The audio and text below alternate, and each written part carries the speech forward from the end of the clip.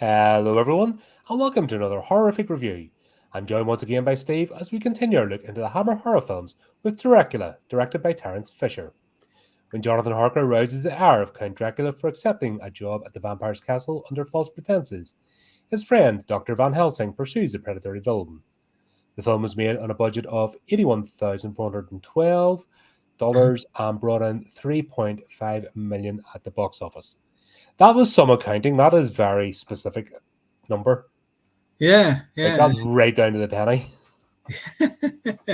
that was quite a box office success, wasn't it?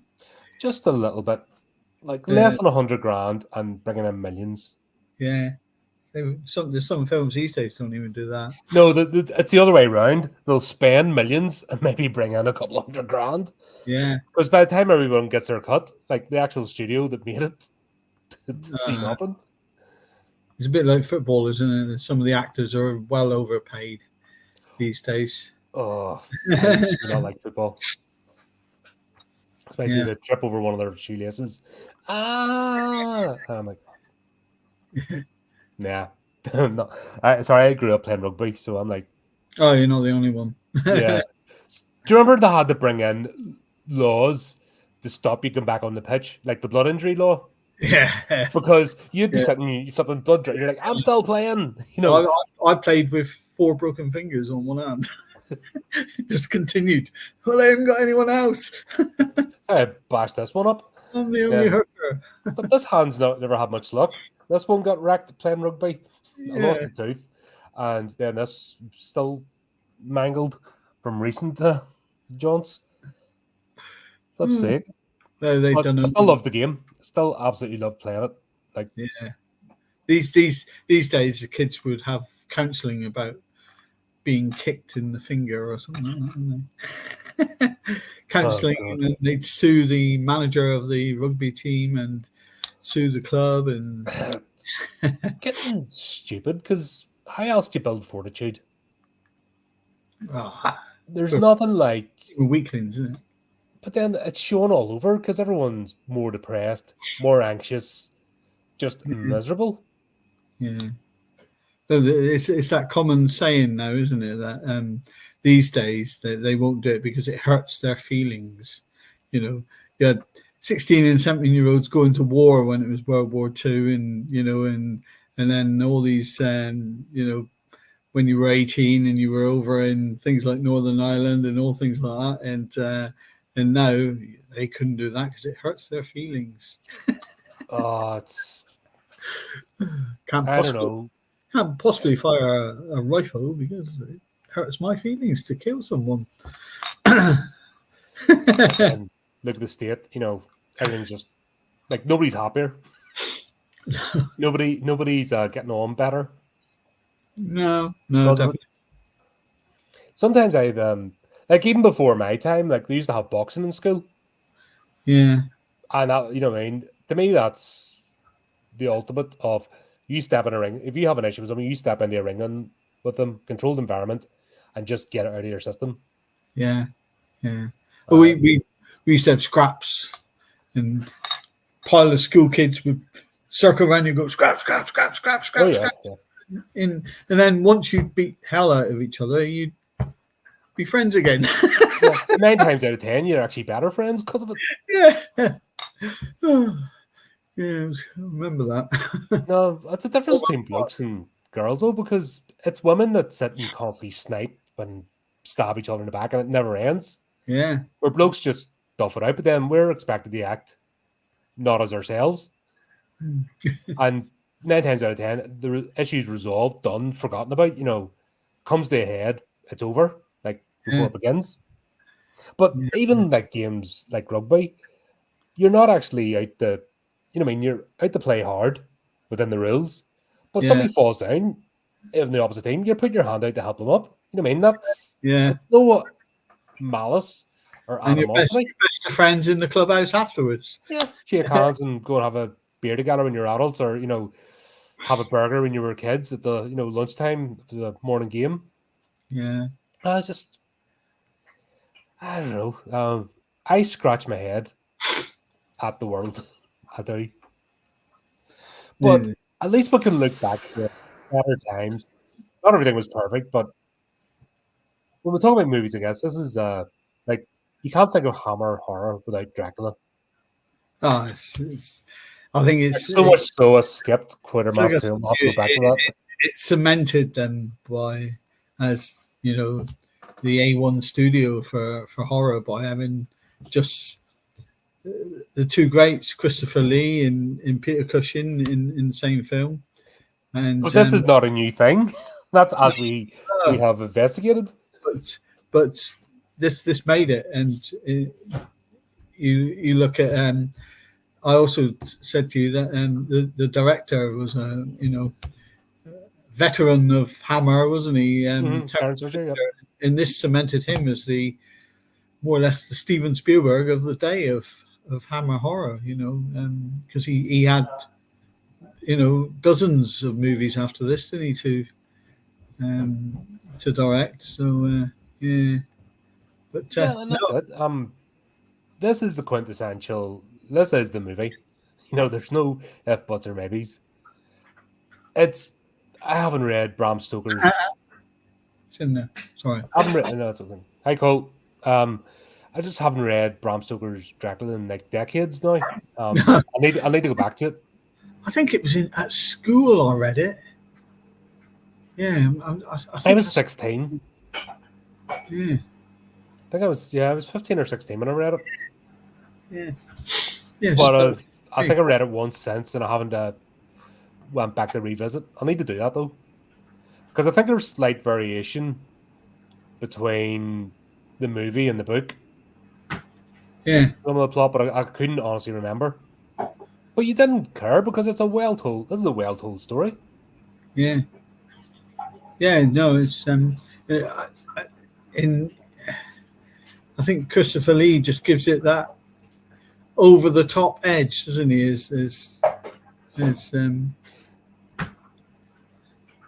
Which is interesting because he's not like most of the movie. He's just in the shadows and he doesn't speak.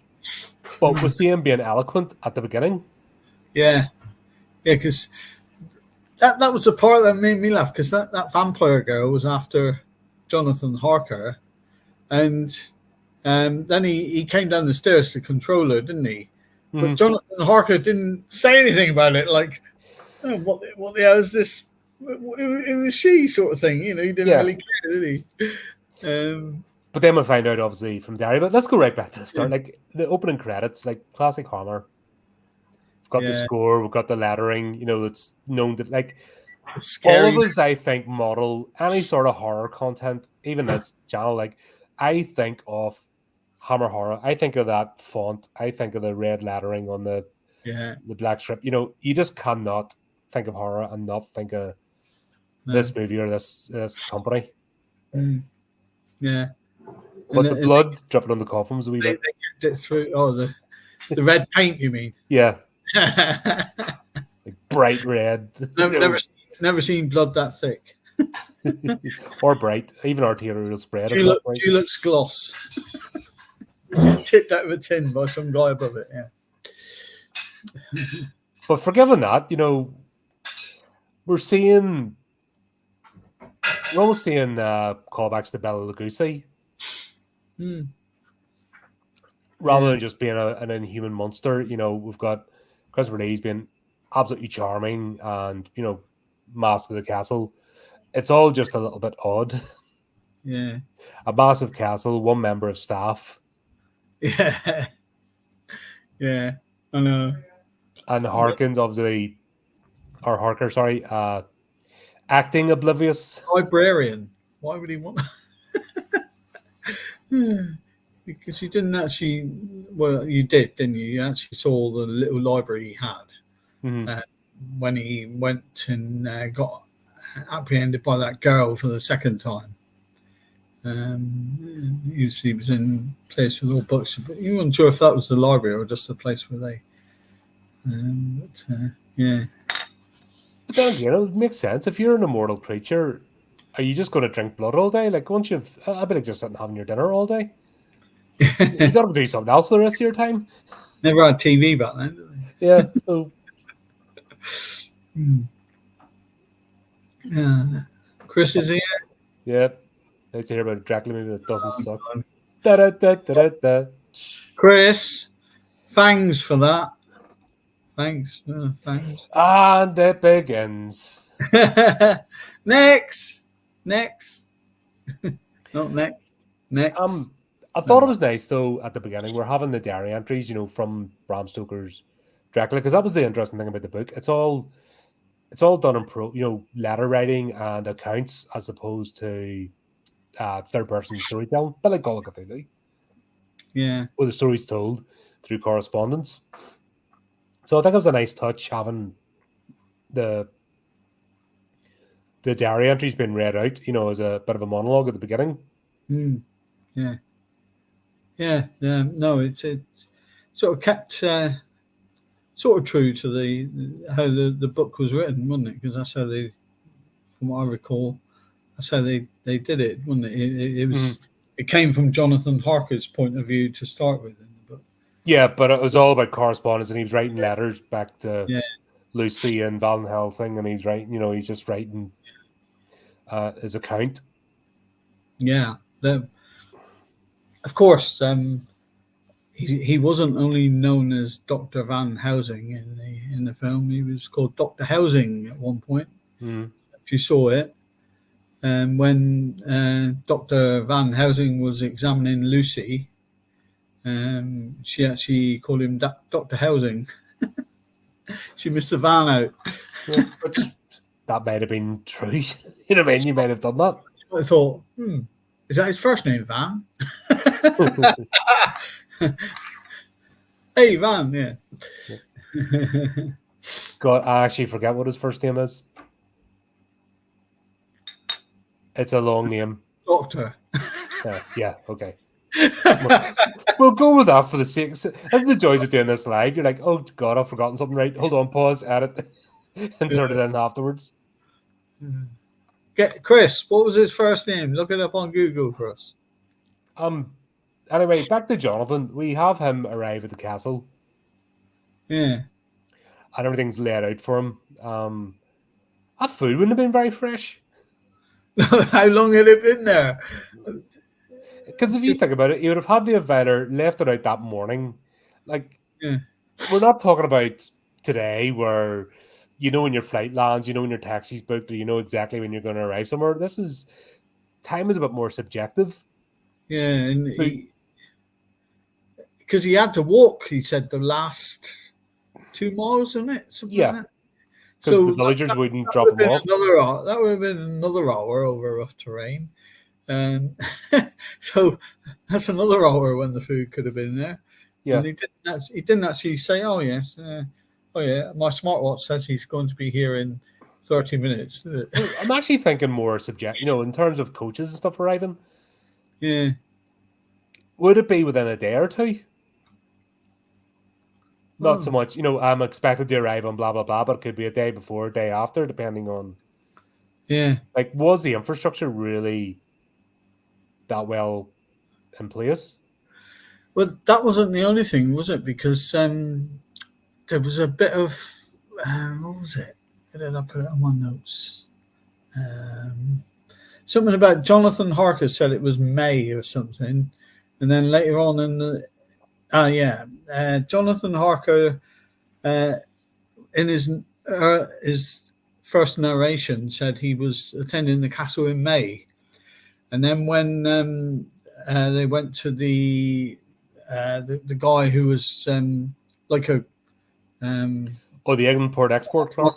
Yeah, he said it was December, so it sort of shot forward 7 months in the film without it actually realizing it. So once again, as I said this before, in movies, the time matters. Yeah. If you don't have a sense of time, you kind of what's going on? I think because they kept this contained is why it gets away with it. Because you're not really worried about, like, you'd think these places were next door to each other, the way they're talking, not like going from Romania to England or across the entire European continent. You're not getting that scale of things with this movie. No.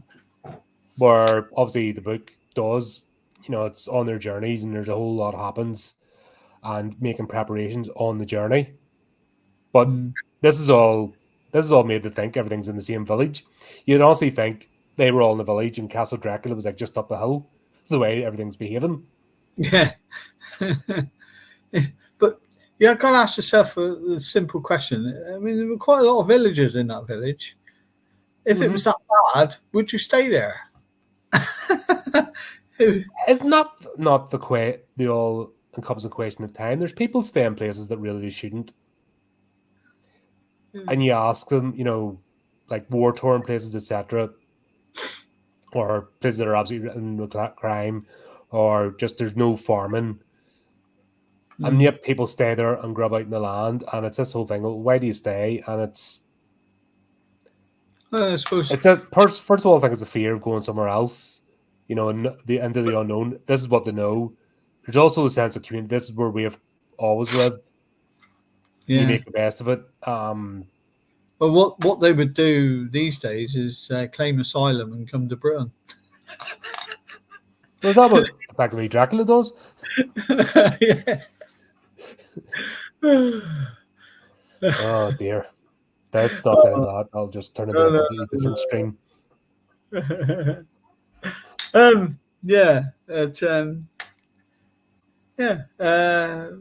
He goes there, doesn't he? And he gets out all his books and everything. And you don't actually realise, if you didn't know the story, you wouldn't realise that Jonathan Harker was there for the task of killing Dracula.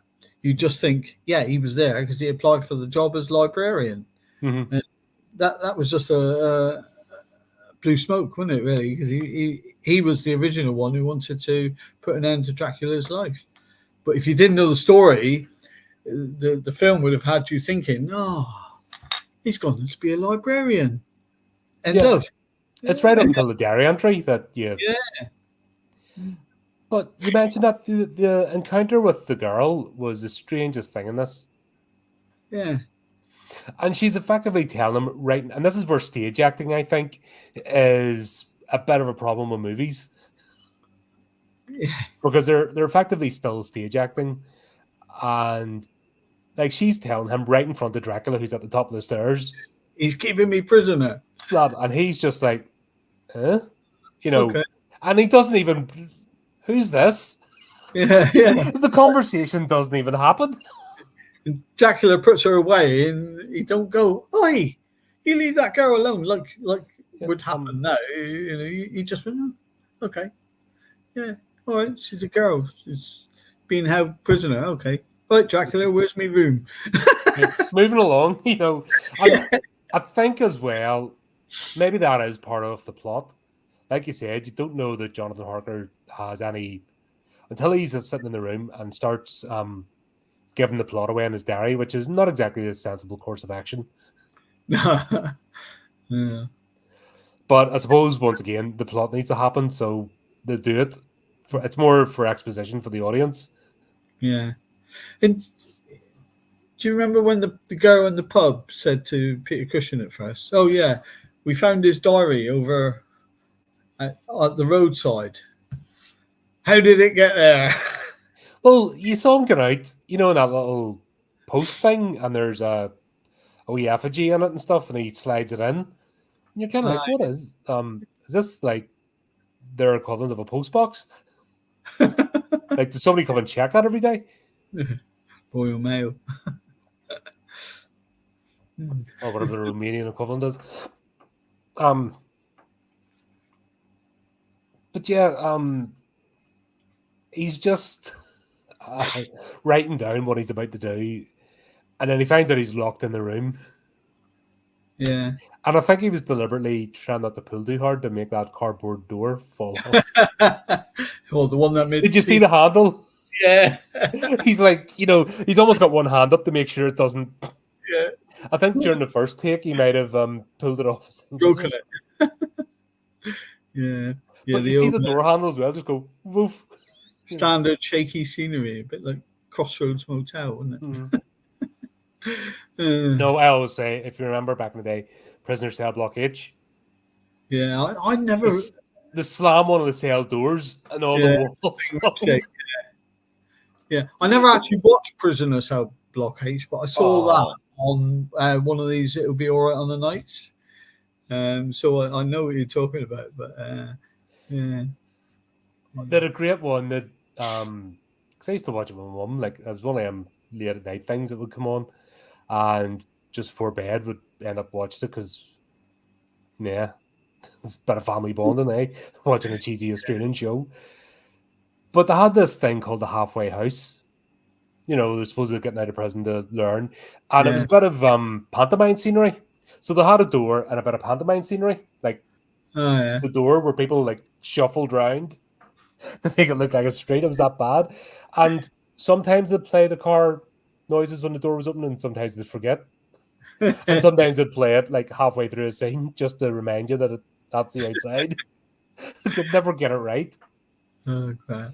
This was done slightly better than that, I think. Yeah. But it was still, you can still see it. You can still see the pantomime, the stage prop scenery. They're still using stage acting, stage layouts to create a movie. Yeah. And it's still getting the thing, the sky that is not sky. When the painting, yeah. I love those backdrops. So that is one thing I miss about previous decades up to the 80s is that artistry. Yeah, it doesn't look real, but it looks good. Yeah. Because they used to have the old stage builders, didn't they? Scenery builders, and while they were filming one scene, the scenery people were building the next scene, sort of thing. And yeah. No, it's just done in front of a green screen, and then people sit in the computer. Oh no, yeah, and there's no magic in it whatsoever. No, it's rubbish these days. At least you could appreciate, like some of the scenery they've painted for movies. You quite happily have it hanging on your wall, like that backdrop of Dracula's castle. You know what I mean? That would be a nice landscape piece. The posters for these old films is big business, isn't it? You get all the people, the collectors and everything that want these old posters. Oh, massively. And I just regret because I used to get them the odd time from the video shop. Yeah. And it'd be worth an absolute blinking fortune now. Yeah. And I, being a screwy kid, blue tack, I've ripped it. Oh, next one, Yeah. And should have kept them in their original, because I used to get them from I talked to you many times about the video shop with Rod and Becky, his daughter Becky. And she used to give me all sorts like that, and she used to get some that were still in the original cardboard roll. Oh yeah, God! She used to look and see. Oh yeah, this was Friday the 13th. Oh, we don't want that on the wall. Oh, Steve, there's a poster for you. I'll have that.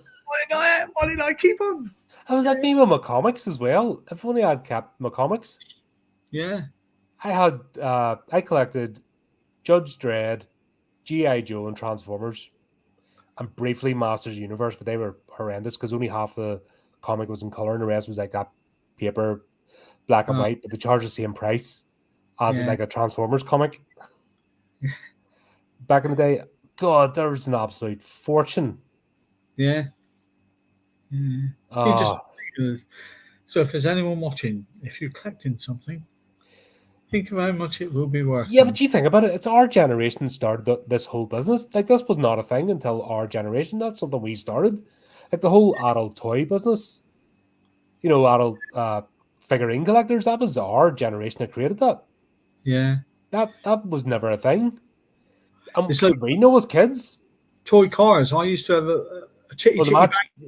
And used to, the gear stick, or not the gear stick, the brake that was on the side of the car. If you pulled that, the wings came out of the car. And I had one of these, and there was one on Bargain Hunt a couple of years ago now. And when you consider I paid something like £1.20 for it, I think it was, and it's now worth like 300 and odd quid at auction, you think, why did I keep the bloody car? Tonka toys as well, not just Matchbox, but Tonka toys are massive. If you ever remember the old stainless, the word they were stainless steel, trucks and cars that we just playing with, worth an absolute fortune now. Yeah. But Matchbox cars I used to have. Yeah, Matchbox as well, yeah. Yeah. But say la vie, yeah, if you ever get your hands on a Dracula poster, just fabble on it. Make sure it's get your hands on it. Hermetically sealed. Yeah. Yeah. But we'll have Jonathan going about his business in the castle. We'll meet that girl again, and then things just ramped up. Yeah. And he still doesn't say a word. Like he's there to kill vampires. There's a girl there. Wouldn't it sort of cross your mind? I'm in a castle where there's a major vampire, and this girl's saying he's keeping her hostage. Is she a vampire as well? Will I let her near my neck? Oh yeah. You come in close, But the fact that we'll get Christopher Lee's entrance, and then he's like hissing at her, and they're having like a fight, the whole thing over dominance. And he just casually stands there, and then Dracula just looks at him and just carries her away. Yeah. And not a word said about it. Yeah. This is the only time Dracula speaks. At the very beginning, when he welcomes him to the place, shows him to his room, and then that's the last line of dialogue Dracula has in this entire movie. Yeah. Which is very odd. But I think that one thing they get every time in a Dracula film is his makeup, his red eyes, his blood coming down the side of his fangs and everything. It's just perfect. You think these days, they have to go OTT in makeup, don't they, and everything. When I was a kid, just his red eyes used to scare me. And staring on, he was perfect for this role. The last vampire movie I watched was that Last Voyage of the Demeter. Yeah. And that was 100% CGI. Yeah. And you're like, why? Yeah, Cole watched that. Yeah, I wasn't impressed. Shame, because it was well, first of all, a bit strange making an entire movie out of like one chapter in a book. Yeah. So obviously there's going to be pad galore, but yeah, it didn't really land for me. I know there's people loved it and think it's the best thing since sliced bread, but once again, I just don't see the point of all that CGI and over the top stuff. Where here it is simple makeup. You just need a good actor. Yeah. I would love to do watch parties and watch alongs. But the problem is you would get absolutely hammered. They really crack down on you. If you even put watch party in the title, they really go after you. And if you have any sound whatsoever, so a watch party basically just us like this, and it'd be off the side, and we'd be just doing that and making comments as we go along. It's not really, to me, unless you're showing a bit or having it covered up, that you can show the movie as we're going along, so people can kind of get to the point. I know they've done the same on YouTube with the Americans' reaction to Fawlty Towers, and there's a guy there and reacting to everything Basil Fawlty and Manuel do, and of course all the diehard Fawlty Towers fans are really slamming him for it, saying, "Oi, you can't say that about our Fawlty Towers," But then they have to do it like the pause every so many seconds, the claim fair use, etc. It's a nightmare, and it's actually more. It's not if something becomes an absolute logistical nightmare to do, it's not fun. No.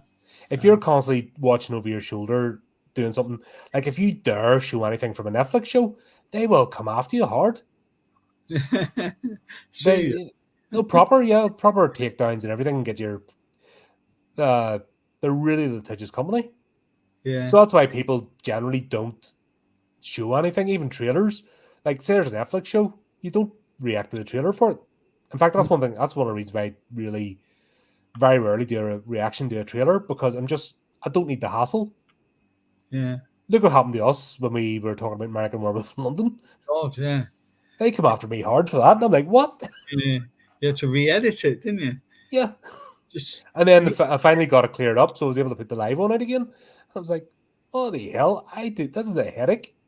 you know, why can't they see it that it's a way of publicising the film? It's free publicity, isn't it? Really, and because we never said a bad word about American Werewolf, we thought it was a brilliant movie. That wasn't about the American Werewolf; it was the Oscars. Oh, the Oscars, yeah, It that's was right. the Oscars came after me. It wasn't the movie. It was the Oscars came after me because we were looking over that the awards presentation for best makeup. Yeah, I remember. Special effects, sorry.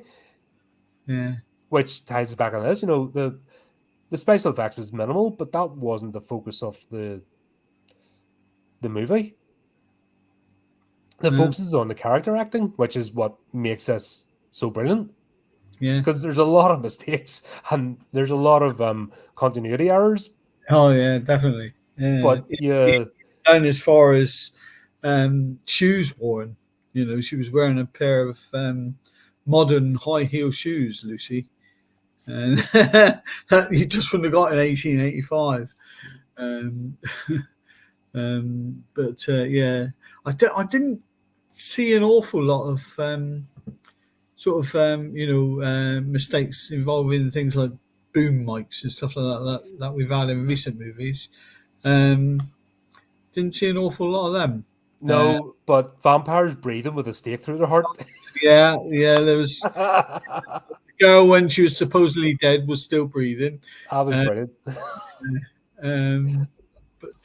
Yeah, and the at the end when supposedly the books are knocked over in the final scene, and you can see they're all tied together by like invisible string, So, just to make sure all of them fell over onto the floor when the sunlight came through the. Yeah. Then you got the fang marks on the neck. Go there. And also when he puts the crucifix in her hand. Yeah, it moves, doesn't it? You know what I mean? Put it in their left hand and then it went on their right hand. And then the actual shape moved sort of from palm over towards her fingers and then back to the palm. I will say that. So the makeup for those scenes, for the cross burning into the skin, was done really well. Oh yeah. Like there's worse done today. Oh, definitely. It's considering again, we've got to look at this. This is 1958. And for that, this would have been state of the art back then. The special effects, and there's no camera effects. Yeah. There's no such thing. This is done on. I think it'd move past hand turning at this point. Because anything prior to, when was it? 1930 was still a hand turn camera. Yeah. So you know what I mean, that the speed of the film 100% dictated on how steady the camera operator was. So this is the first sort of motorized camera. So there's not even special effects camera wise. This is all makeup. Yeah. And the lighting wasn't even that sophisticated. A lot of the time they wouldn't have had the time or the budget to reshoot a scene. You probably would have had at most 2 shoots of a scene, and which could really be seen in some of the things that they didn't bother editing out, or did they notice that they needed editing out? The film was massively expensive as well. Yeah. This was all brand new, reasonably new technology. There's no IMAXs or anything back then. It was just, like I said, they went from hand turning to motorized camera. That was like and they're still using massive spotlights, so even the lighting wasn't that sophisticated. No, you're talking about stage. This is all still set up for the stage. Yeah, and it's just brought out in a larger scale. But the supporting cast, you don't realise until you look at these things just who the supporting cast are. You got that Jeffrey Belden. Do you remember he was in a lot of the Amicus ones? Mm-hmm. And Tales of the Crypt and things like that. And I told you he was Catweasel in the kids' TV program. You've also got Charles Lloyd Peck is in this movie. Was he the father of Roger? Did we say back along? I can't remember. I think he was the I'm a bit father. busy now. Roger, Only Fools and Horses and Vicar of Dibley. The Vicar of Dibley one, the farmer. And, I'm not a fan of the Jimmy Savile Club, so I stopped watching years ago. Oh, right. Like way early. I'm talking about I stopped watching Martin Bashir time. I'm like, nah. Yeah. But I mean, big actor. He was like I said, he was Trigger in Only Fools and Horses, which had worldwide success, and of course he was Lloyd, the farmer in Vicar of Dibley with Dawn French, and another big, but his father was Charles. I think it was his father. Mm-hmm. Would work out about right, I think. Charles, yeah, he was in this as well. So quite a good supporting cast. If you look for it, obviously anyone watching this, and just looking at the cast list, sort of wouldn't put two and two together and say, oh yeah, Jeffrey Belden, he was Catweasel, or oh yeah, his son is Trigger. They just wouldn't see it. But Jeffrey the thing Belden, is, this is before the time of the Hollywood star, which was an advent of the 70s. Yeah. And I think you were just basically an actor, and sometimes you're the lead in a movie, and sometimes you're a supporting cast, and it didn't really matter. It was the job at the time, and did you suit the role? Yeah. Like, how many times has Peter Cushing been a secondary or a bit part character in a... No ego, not coming in, I'm Peter Cushing, I will be. Like, the only one of that era was Vincent Price, who had a bit of a up his own backside. Yeah. But he is not, his name's bandied about, but he's nowhere near as memorable as these two. No. But those, Christopher Lee and Peter Cushing, constantly change roles. Some will be the lead, one will be the lead in a movie, like The Curse of Frankenstein. Christopher Lee was the secondary character. Yeah. Here he's the lead. This year it gave all the cast first, and then went with Christopher Lee as Dracula. There was no, I want to be first on, Christopher Lee as Dracula. Mm-hmm. I mean, these days they go, a Christopher Lee film, Dracula, wouldn't they? Not even now, because even that era is dead. Well, the Hollywood star's dead. Nobody goes now to see a Schwarzenegger. Back in the day, you had a Stallone movie or a Schwarzenegger movie, but then now nobody cares because thanks to social media, we know who these people are, and we're not impressed. And it doesn't matter. The truth is in the fact that nobody flocks to see a particular. Who's the Jason Statham? He's the sort of one that appears. His name always appears. Yeah. First, that last era of action hero. His movies don't do brilliantly. No. Henry Cavill. Most of his movies are terrible. Yeah. Yeah, he's lauded about his big. You see all these people and they still do the red carpet stuff, but nobody flocks to see their movies because they're in it. They were taking the mick of it a bit in the Mr. Bean film. Mr. Bean Goes on Holiday, was it? Holiday with Mr. Bean? The one where he goes to France to go to the film. Oh, the film festival, yeah. And was it not William H. Macy? Willem Dafoe. He was the filmmaker, and it was something like come up with his film, and it went a Carlton co-production of a Carlton Co film starring Carlton Co, and it went through the whole list, and his name was in it every time, and music by Carlton Co. And I thought, oh yeah, that's really taking the mick of yeah, but believe it or not, there's a weird reason for that. Yeah, because Hollywood's that unionized. Yeah, you have to actually put, even if it's a one-person project, because of the union rules, you have to put your name so that each union gets their cut. Yeah. It's mental. It's like it's become the civil service. I've Yeah. said this many times. Hollywood is a civil service. And when you see that people have apathy now, not Mm. even anger or hatred, but just apathy towards movies in general, Yeah. you can see where it's went, and it's not a good place when people just don't care anymore. No. They're more interested in the controversy behind a movie than the actual movie itself. Think of all the guff on social media about movies in the last 5 years, and the movies themselves are forgotten. People forget the movie by the time they walk out of the cinema. Yeah. And yet we're watching this half a century, more than half a century, nearly 100 years later, and we're still enjoying it. And yeah, we're poking fun at it, but still the quality is superior. Yeah. The things that cost 10 or 20 times the budget. Mm. Yeah. Yeah. I sometimes have a strike for, that the go at you have to just fight back. If you get a strike, just fight back. It's usually a third party trying to uh, grift and get some money. If you fight back 9 times out of 10, it'll get taken down and you're all right. It's a scummy environment. People are always trying it.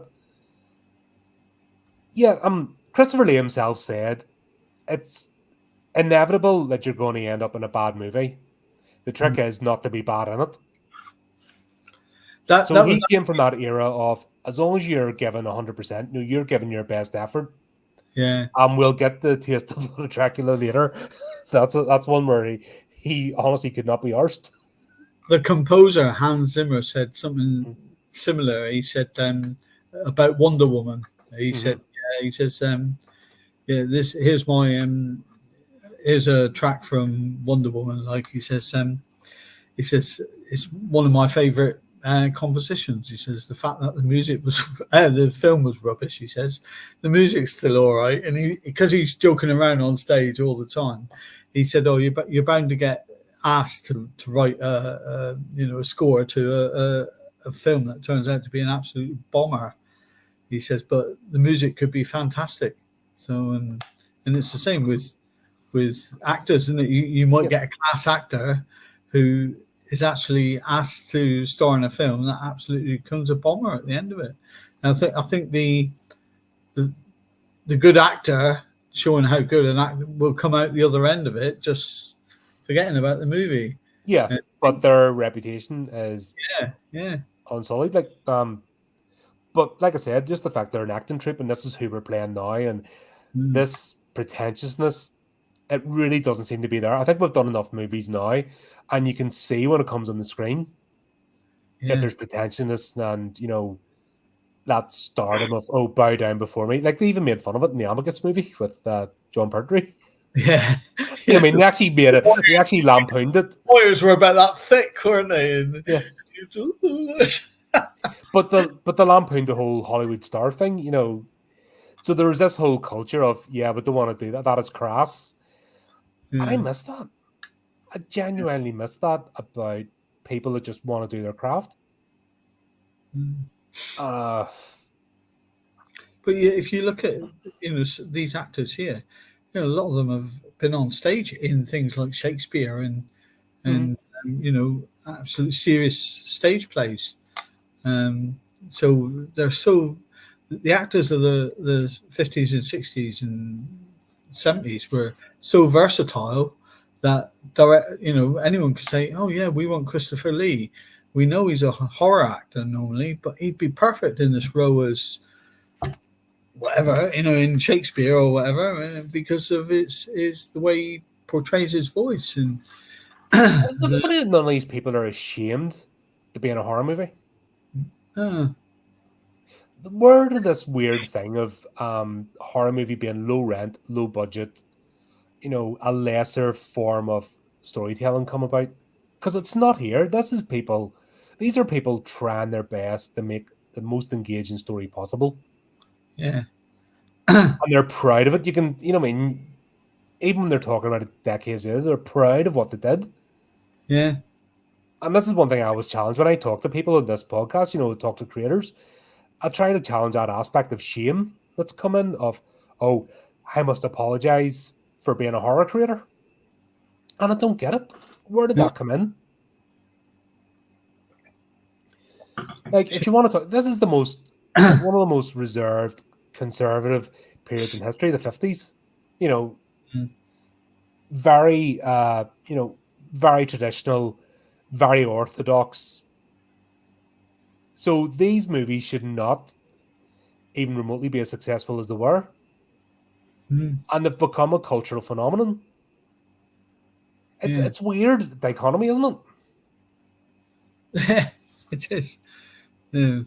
And yet today, with more, put in brackets, freedom to express ourselves, be what we are, and yet there's a strange shame about it. Nobody ever said, oh, Christopher Lee, he's only a horror actor. Oh, Vincent Price, he's only a horror actor. Peter Cushing, he's only a horror actor. Oh, Terence Fisher, he's only a horror director. Yeah. People were praised to the high hilt. Yeah. And in these days, it seems to stick. If you've been in a horror film in this day and age, you're blacklisted. You're there. You're a horror actor. They don't want you in some lovey-dovey thing.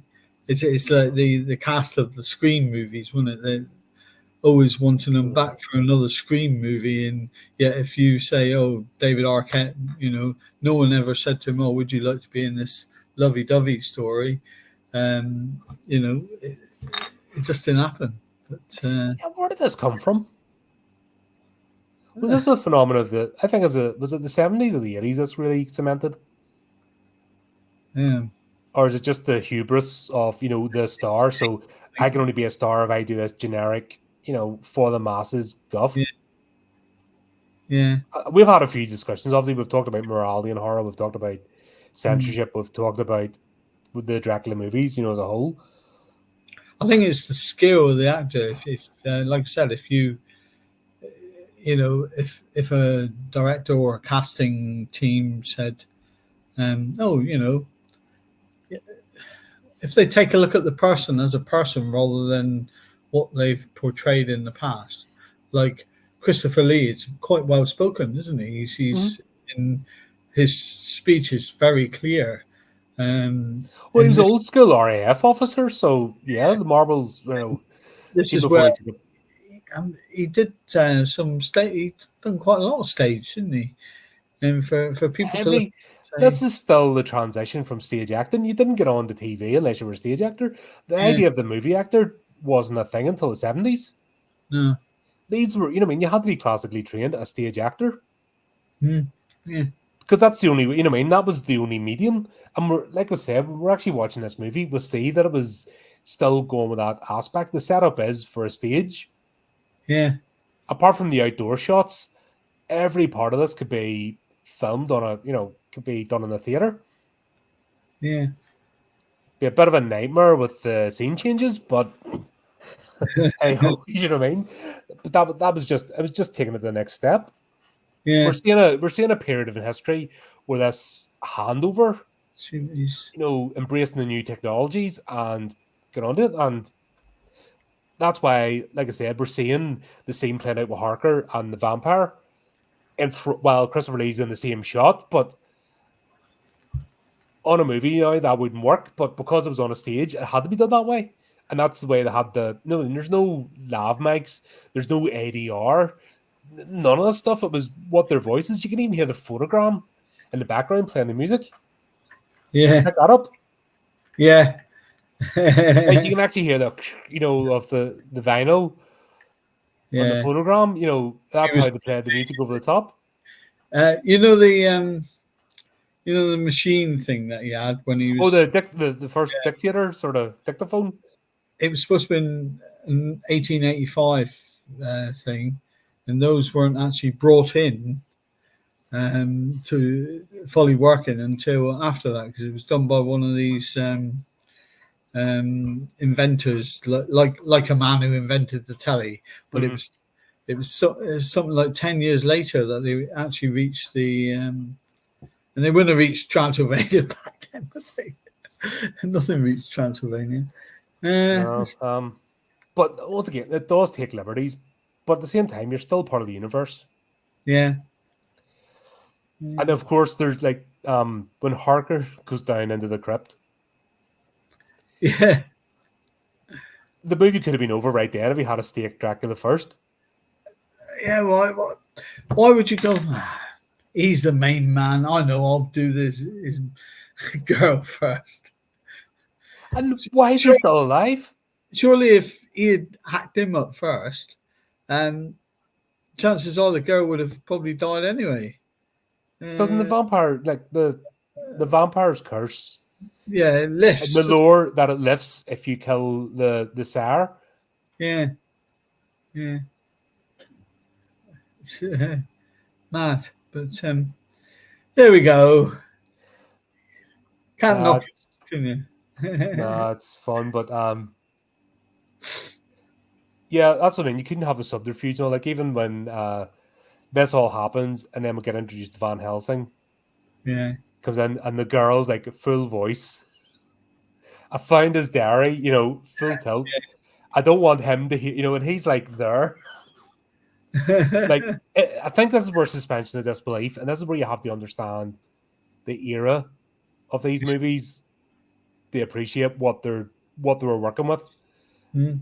It would be so easy to thumb your nose down at these through the modern lens, but considering the state of what modern movies are, when they have technologies that these folks back then couldn't even have dreamt of.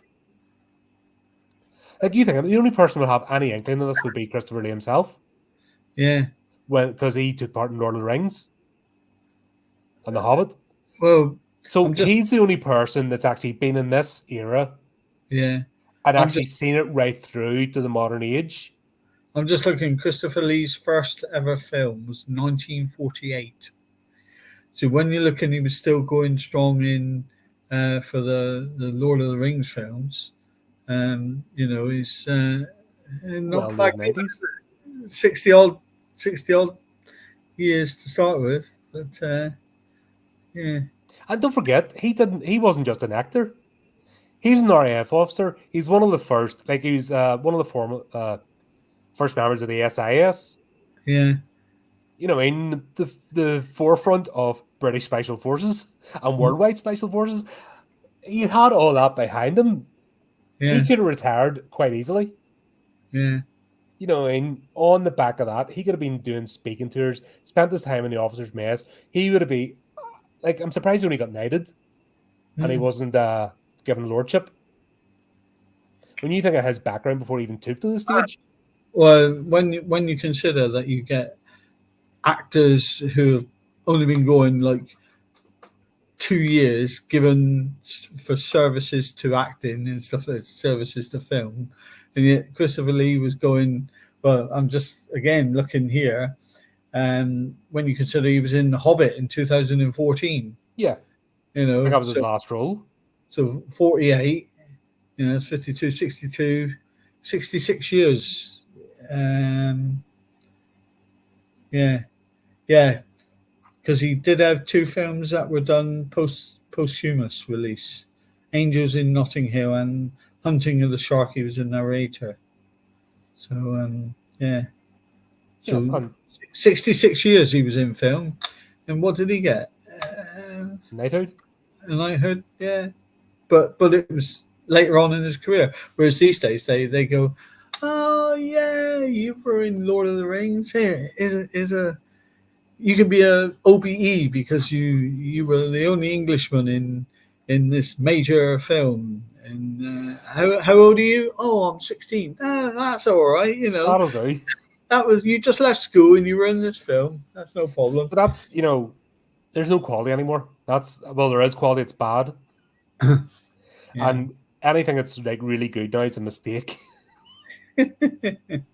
Because if you look at, those trophies they get that are presented annually that we're not allowed to mention. Oh, in the shape of a figurine? Yeah. Yeah. Can you remember the last time a horror film actually got one of those trophies? I'm not looking it up. Don't you do that to me again. No, I'm not doing it. I'm not meant. I'm not having them coming after me again. Bastard. It's a trophy. Yeah. You Next get thing you them know, I'm getting the banhammer all over again. £2.99 down the trophy shop.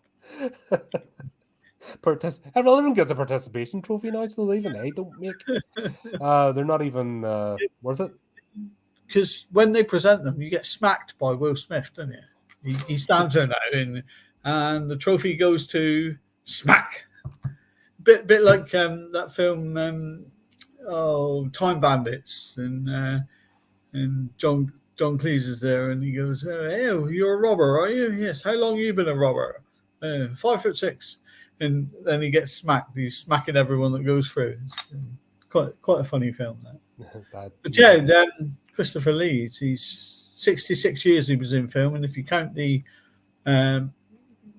post, it would have been 69 years. So yeah, no, lost his career, and Peter Cushing right beside him most of it. Yeah, he also did. He also did the audiobooks, Christopher Lee. Oh yeah. The Exorcist, Dracula, Frankenstein, Phantom of the Opera, Hunchback of Notre Dame, Dr. Jekyll and Mr. Hyde. Yeah. He made a metal track as well. He made a heavy metal song or an album. The guy didn't mess about. And that's again, there's no shame. I mean, there's not a sense of shame. There's a sense of pride, and I'm doing what I really feel is in my wheelhouse, and I'm embracing it. Yeah. And the same with Peter Cushing as well. And he was always there. And those two remained friends long after they retired from acting. Yeah. I think Peter Cushing, he took ill first. Couldn't do it anymore. Yeah. But they still remained like best of buddies. There's photographs of them, like their later years. Yeah. I also miss the formalities of old. Just the way people spoke to each other. Yeah. I mean, all you get in the news these days is, oh, this actor, I can't work with him. And you actually get things on social media about actors who are not very nice to work with and things like that, don't you? And you can never believe it. I never believe it when you see things like Keanu Reeves catches the underground train in New York, doesn't he? And Paul McCartney catches a bus, and they actually show footage of him on a bus. But and then you get these actors who are a pain in the ass to work with, and I won't mention any because we'll get sued again. Yeah, but yeah, just up their own backside. But their work sort of tells a story. There's a lot of these people are going to be forgotten. Like they're forgotten before they've even finished the movie. Where we're still talking about this, and there'll be people like 10 years from now, someone's going to bring up Dracula again and review it. Yeah. 20 years from now, someone's still going to bring up this movie and review it. Yeah. What more do you need to do in the world? This is always going to be one that's going to be shown, on terrestrial TV, or it's on Prime. It's on Amazon Prime, which isn't the big thing, I know, but I think one or two people have heard about it. I tell you what, we've been searching for films to watch, and we go through the ones on Amazon Prime, and they are a direct copy of some of the blockbusters. The name titles, like, let's take Jaws. On Amazon Prime, it would be Shark with Big Teeth. That's the age we're in now. Rehash, reboot, remake, prequel, requel. Whatever, Some films are ridiculously stupid, and that it's a rip-off of a big blockbuster, and Twisters, or Twister, Big Wind, something like that, along those lines. And I just give up. I often think, why do they spend their trash money on these crappy films. Why don't they just pool it and concentrate on making one bloody good film, and not rush it and get it right and then put it out, and it'll probably make more money than these straight to DVD bloody junky films called Shark with Big Teeth or whatever. It's a weird thing. It's like it's the TV. I've talked about this before with streaming. It's the TV mentality of stuff needs to get made to fill up channel space. Yeah. And the more it goes, it just gets worse and worse and worse, because the more channels you get, the more options, then they're all just fighting to fill up stuff instead of reducing down. Now people should be consolidating. Like, they've used every trick in the book. They've done the fan baiting, they've done the controversy, the manufactured controversy. They've done everything they can, and people are just fed up now. Yeah. So this is where the problem is. There's too many grifters. There's too many no to mid talented people in positions they don't belong in, churning out crap. It's the fast food chain. Yeah. It's, it's the equivalent of somebody trained as a chef and then going and flipping burgers. That's what we've got. There's no real incentive. And it's either super mega, super duper budget of hundreds of millions that never makes his money back, or the lowest rent of movies, cheap as anything. Like we talked, obviously we've got a few independent movie studios that are come on the channel now. 7th Street, Calvin, who we have talked to before, when he's given a budget, he's given like a week and a half to make a movie. And that includes post-production. Yeah. So he'll get a bit of money to make a movie, and he's got like a week and a half to get everything done. What level of quality are you going to be able to produce in that? Well, you can't, because you've got to set aside a certain amount of time for. But the guy's in business, he has to make the money. You need to earn money, so he has to do it, because that's where that's where he's getting the funding from. Yeah. And you can have so many tricks up your sleeve to make it happen, but at the end of the day, the quality is just not going to be there. No. But that's just it's the people that run the show are mid. They've no imagination. They've no talent of their own. And there's almost a bit of jealousy towards creatives, because it seems to be the people that the actual writers, the people that come up with the vision, are the ones that are treated the worst by the ones with no imagination. And I think deep down there's a spot of jealousy there. I think there's just a bit of enviousness that person can't make something themselves. So they've got themselves into a place where they have a bit of authority, and they're going to make maximum use of that. If you strip away everything, whatever the current buzzwords of the socio-political climate are, whatever is being bandied about now, you strip all that away and you look down to basic human interaction. What you have is some spiteful person who isn't creative and wants to be and can't do it. I've got them in the position where they've got power over creative people, and they're making use of that power. And please tell me if I'm wrong. No. Honestly, please tell me if you think I'm wrong, because I've been watching this now for a while. This channel has been going 4 years now. Yeah. This September it'll be going 4 years. I've looked at a lot of movies, and I've looked at a lot of stuff going behind it. I'm now looking at the news articles. I'm seeing the pattern. I'm just boiling it right back down to just human nature. Yeah. And that's what we've got. You've got talented people in this movie, behind and in front of the camera, who are proud of the project they were working on. And that's why we're always going to go back and revisit this. Yeah. And not only that they can hold their heads up high and say, I was part of Dracula in 1958, and no one can say, that was a terrible movie. No one would say that. Whereas these days, if they were we're poking on it. Yeah. Like the overacting at Lucy's coffin. Yeah. Holmwood is a brilliant character in this, because first of all, he's all stiff and proper and like snooty, and then he turns into Joan Collins, like that whole scene with him against the wall. That was something out of the Joan Collins playbook. Yeah. but the old scene from Little Britain when he goes, when Daffod goes, I've got something to tell you, Ma and Pa. I'm gay. I love that. Everyone's just like, yeah, and yeah. Oh, that's good. Love. What's the headline in the paper? A bucket stolen. You're not going to catch us on that. Oh dear. Do you remember people were allowed to be funny?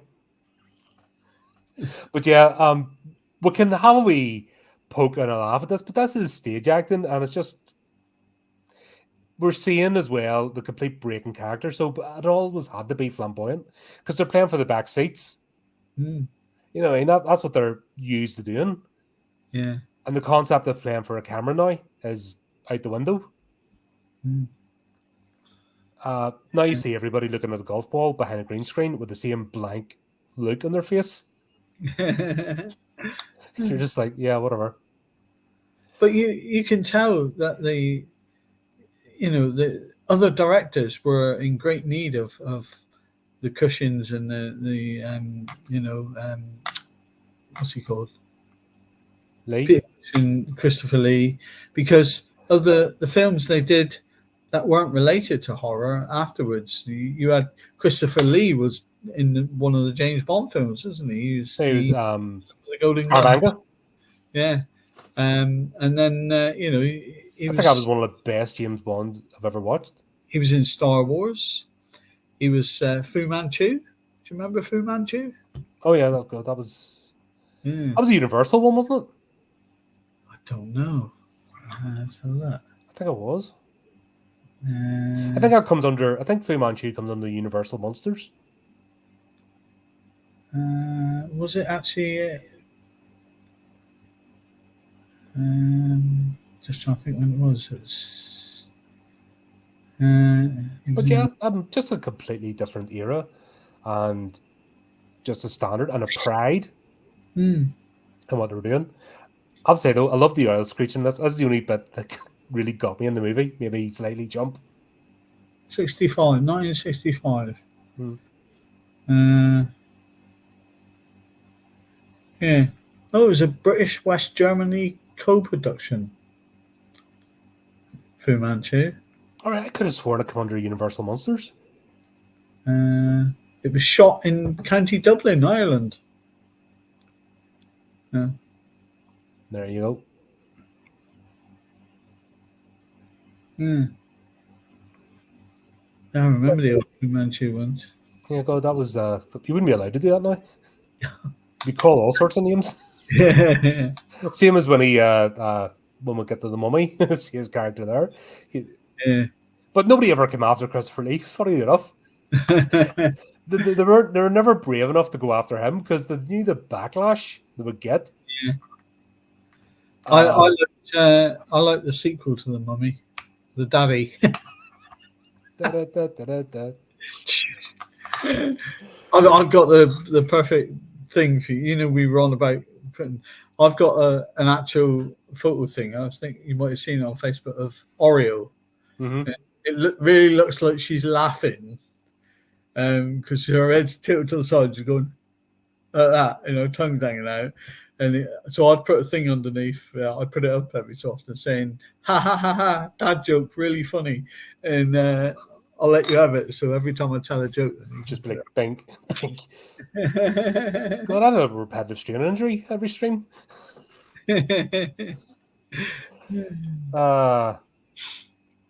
But yeah, there was a strange comedy scene in this which didn't fit with the movie,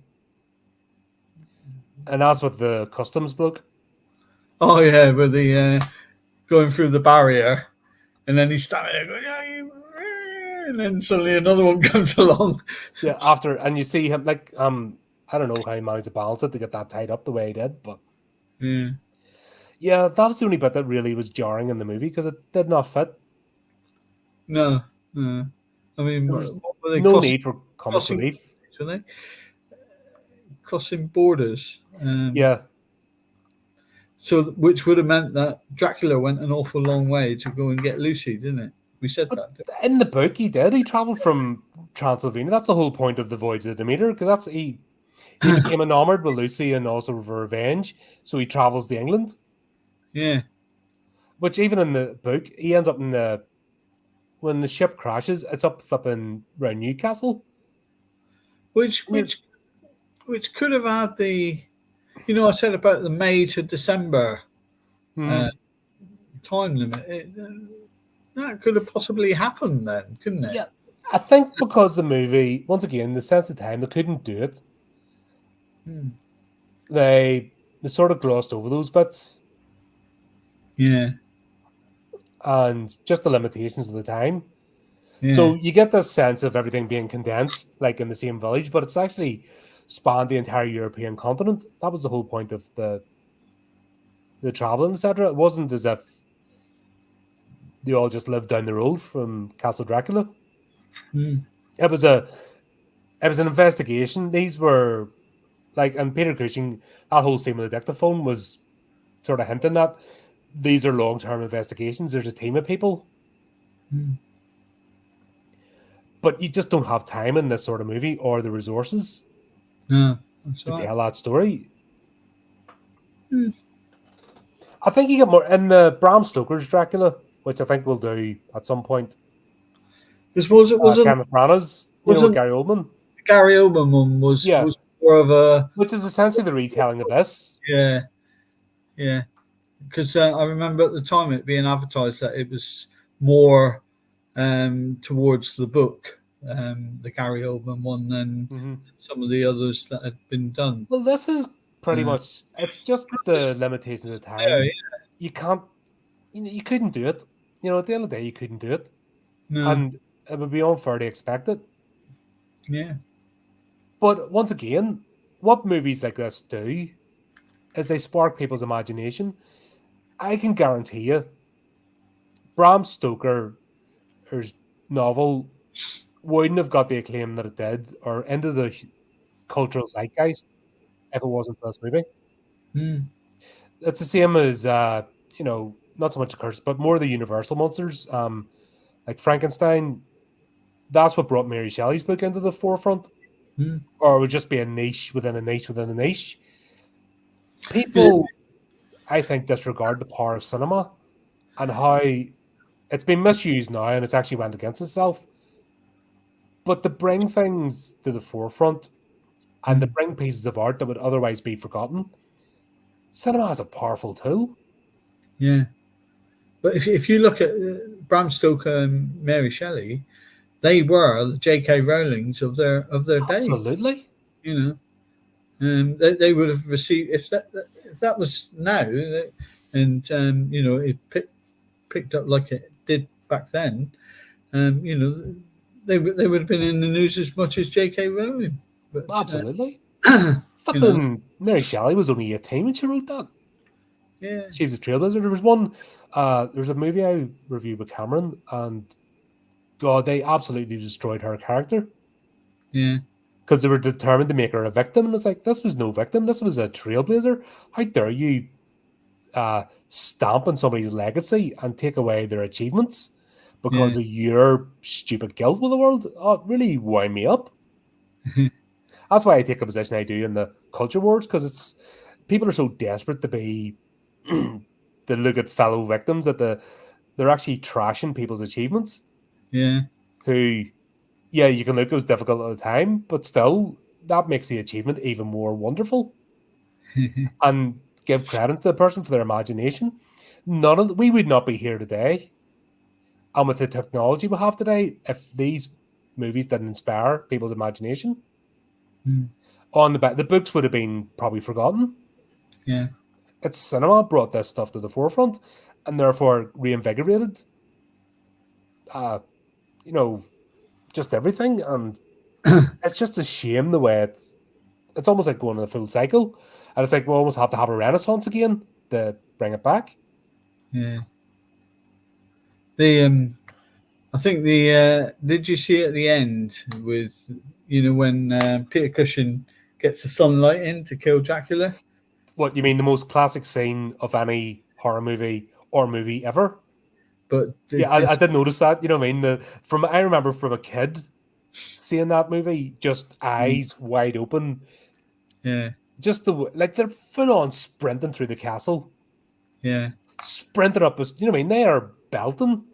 But if you notice, Count Dracula actually falls over before, just slightly before Peter Cushing actually lets the sunlight in. So Yeah, but they're full on. Like they were full on sprinting through the castle. yeah, Like there was no man. Like the actors wouldn't do this today.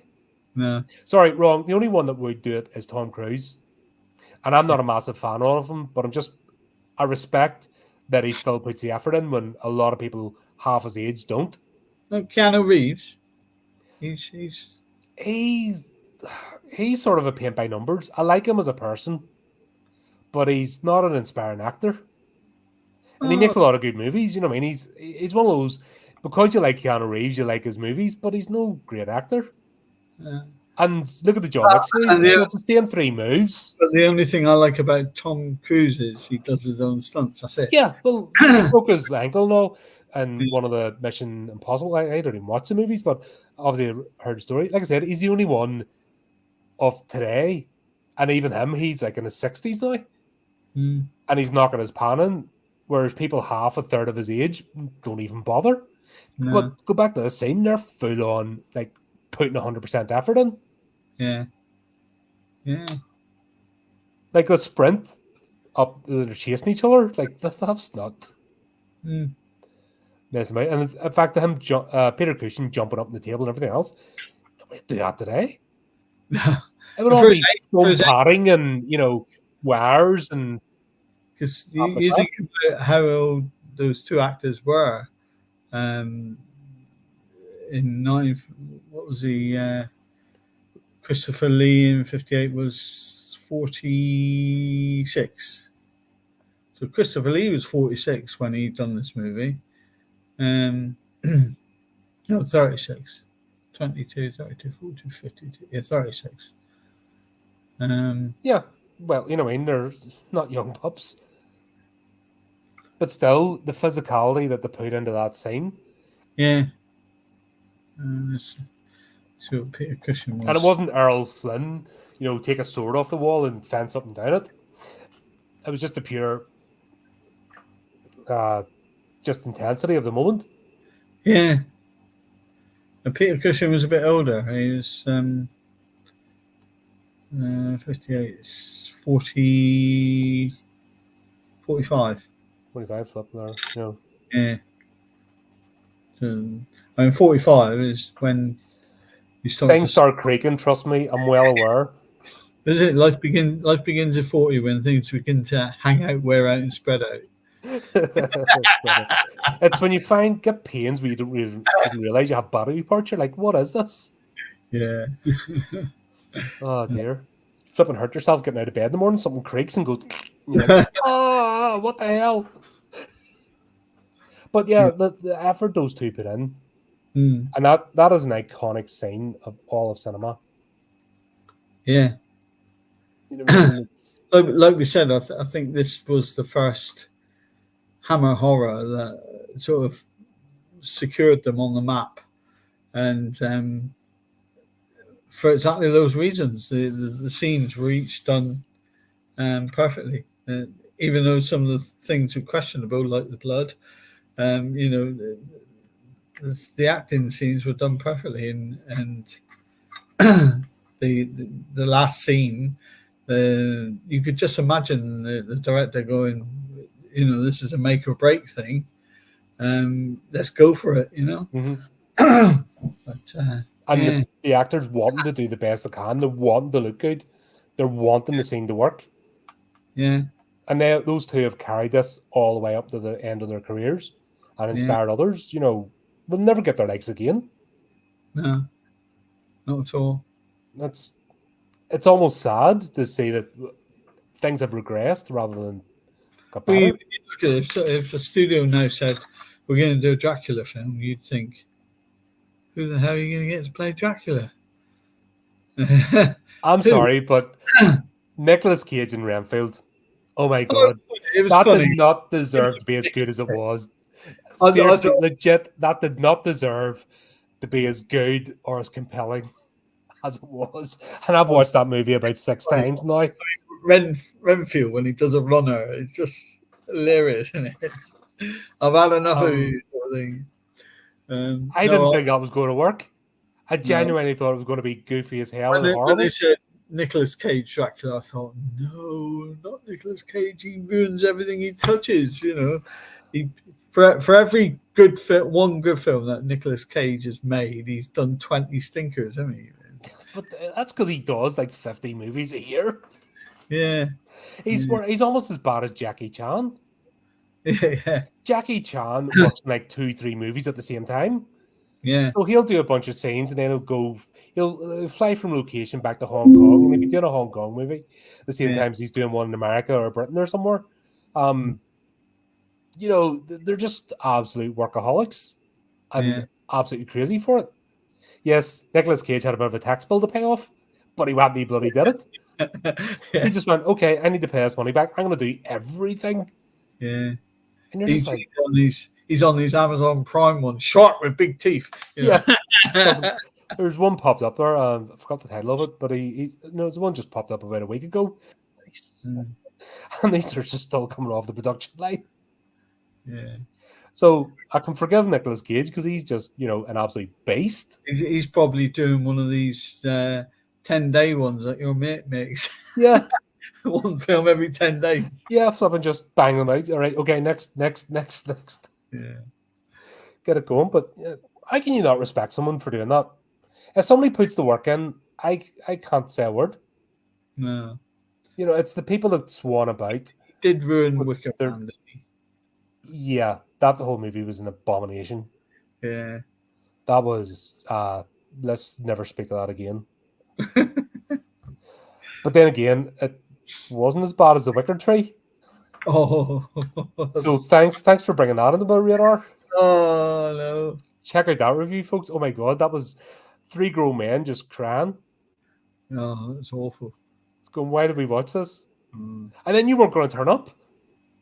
Oh, you would have been called also. Oh God, you'd have been getting a knock on the door. Oi, Mr. Knight, we need to have a chat.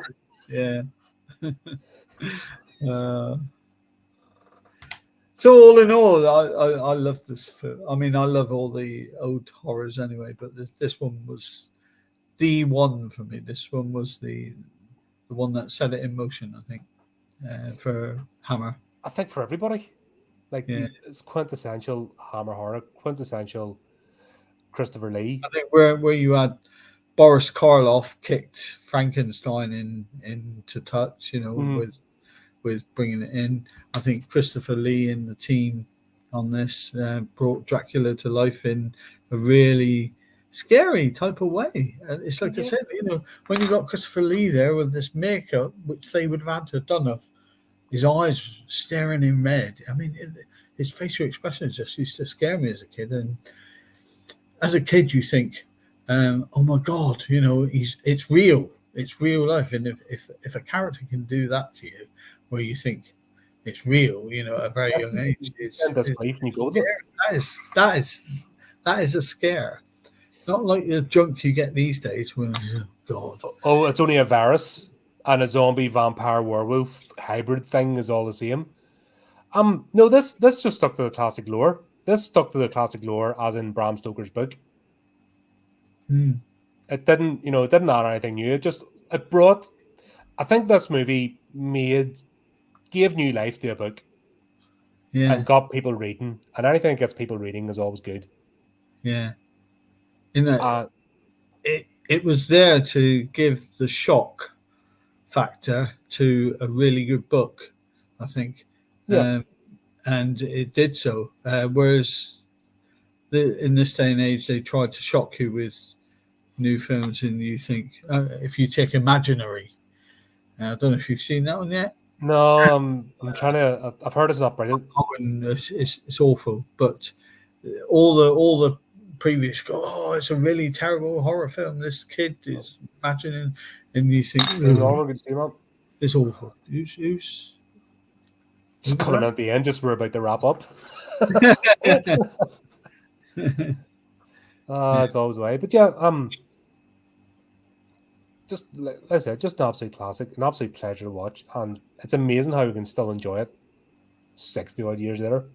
Plus, Yeah. You know, Eminem. hang on, I'm going to sneeze.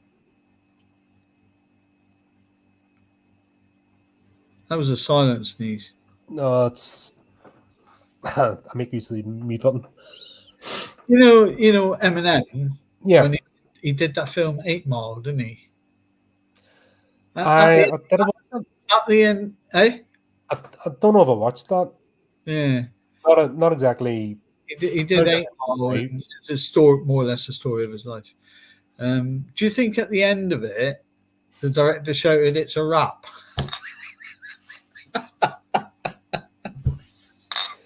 Ha ha ha ha ha ha ha! That joke. Oh man, That's a question. it was absolutely. I think it was what was it? MC Hammer did a movie. Yeah. About a rapper. You know what I mean? Because that's what they do. I actually went round MC Hammer's house. You wouldn't let me touch anything. Right, folks, before this descends into chaos, I think that's a good point. He's gone off on one. He's got warmed up. He's here all night. Oh, well. So we have to go back now and watch Quatermass 2 because I skipped it. I think I was just too excited to do this movie. Because you said Dracula, and I was getting excited, and then I looked at the spreadsheet. I thought, it's Quatermass. I'm not going to say anything till the last minute because I've watched Dracula twice here. So I'll be next. Don't worry, it doesn't get back. We'll get left out. Yeah. But there you go, folks. Thanks everyone for tuning in. Always appreciated. And obviously we'll be doing Quatermass 2 next. Yeah. Now moving forward. But as always, until next time, keep updated with the channel, do the type of clicky things. Remember to keep it creepy, keep it horrific.